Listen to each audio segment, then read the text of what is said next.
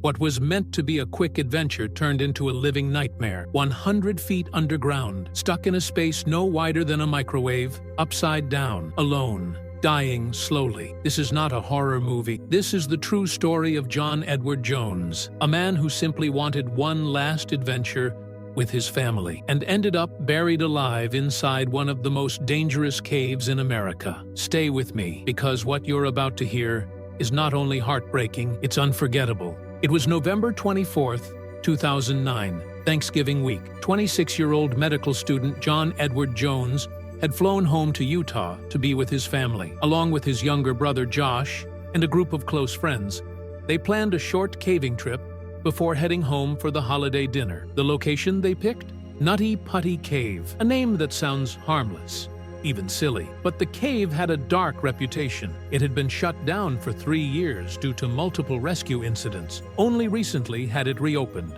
with new safety measures. But John wasn't thinking about danger. Caving was in his blood.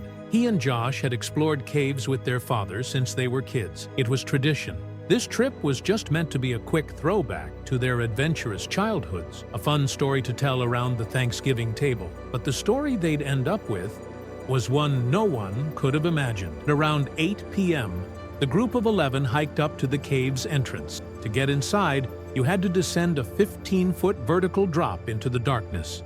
From there, 2 main paths split off: the big slide and the maze. John and Josh had their sights set on a famously tight passageway known as the Birth Canal. It was a narrow, winding tunnel that cavers often used to challenge their flexibility and courage. Armed with a map and headlamps, they started moving deeper, but somewhere along the way, they made a wrong turn. What John didn't realize was that he had accidentally entered Ed's Push, a notoriously tight dead-end tunnel that wasn't even fully mapped. Few dared to go that far. The passage narrows so severely that it becomes almost impassable. But John, determined and confident, kept pushing forward. The further he crawled, the tighter it got, until suddenly he couldn't move. John had tried to squeeze through a narrow vertical fissure, barely wide enough for a human chest. He exhaled, flattened his lungs, and slipped forward. But when he inhaled again, he got stuck. His arms were pinned at his sides. His chest was compressed.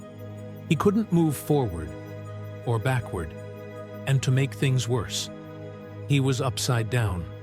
John tried shifting, kicking, wriggling, but all that did was pull him in deeper. He was now over 100 feet into the cave system and stuck in a space just 10 inches wide and 18 inches tall.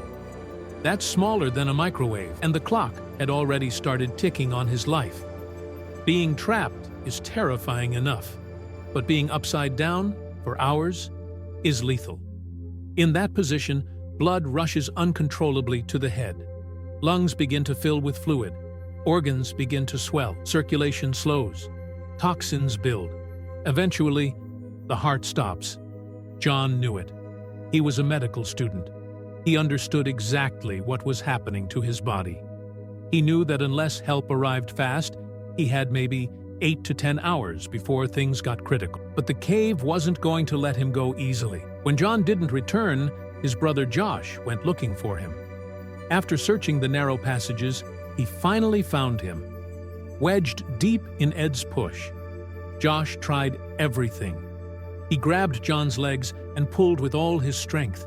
He encouraged him to twist, shift, anything to budge even an inch, but John couldn't move, and Josh could hear it in his brother's voice.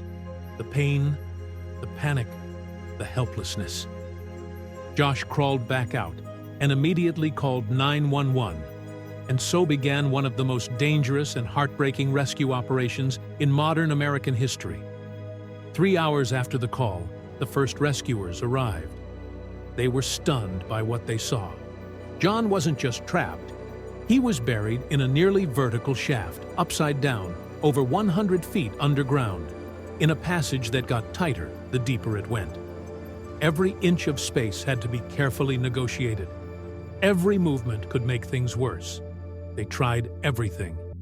Cutting his clothes to give him breathing room, tying ropes to his legs to pull him out, lubricants like vegetable oil, tiny chisels to widen the rock. even building a pulley system inside the cave itself. But nothing worked.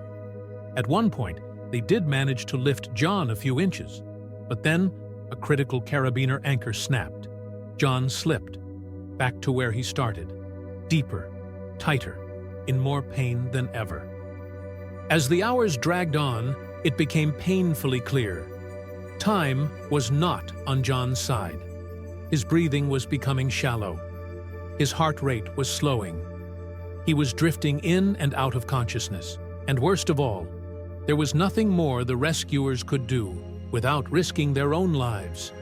The vertical shaft where John was trapped was so narrow, so unstable, that even specialized equipment couldn't operate safely. Larger drills could cause a collapse. Smaller tools weren't fast enough. And then came the most terrifying realization of all. Even if they did manage to pull John free, his body had endured too much. Being upside down for that long had caused deadly toxins to pool in his brain and lungs. If they brought him upright too quickly, those toxins would surge into his heart and kill him instantly. John was dying, and he knew it. Despite the unbearable pain and suffocating pressure on his chest, John managed to speak. He talked to rescuers, to his brother, to his wife on the phone. He was scared, but he was calm, and more than anything, he was heartbroken. He asked rescuers to tell his daughter he loved her. He asked them to pray with him. He sang hymns. He told his brother he was proud of him. John faced his death with the kind of grace and strength that broke the hearts of everyone who was there. And in those final moments, he said one last thing: "I'm so sorry." Then, he went silent. It had been 28 hours since John entered Nutty Putty Cave. At 11:56 p.m. on November 25, 2009, rescue teams officially declared him dead. The cave had won. The haunting silence inside those cold stone walls was deafening.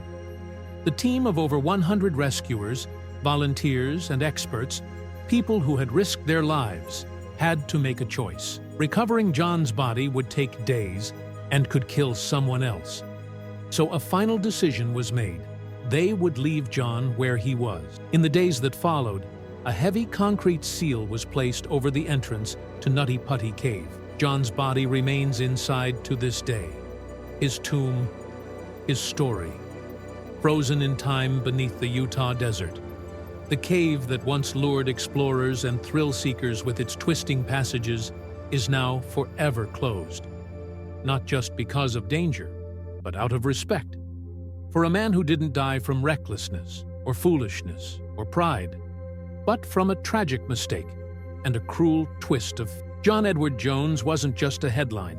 He was a father, a husband, a son, a brother, a future doctor, a kind, brave man who just wanted to relive a happy memory with the people he loved. And though his life ended far too soon, his story has reached millions around the world. Not as a warning, but as a reminder that sometimes even the strongest hearts can get trapped in places no one can reach. And sometimes the bravest thing a person can do is face the darkness, knowing they may never see the light again. So the next time you hear about Nutty Putty Cave, don't think of it as just rock and tunnels. Think of John, think of his family, and remember the price he paid in the depths so that no one else would have to. May he rest in peace.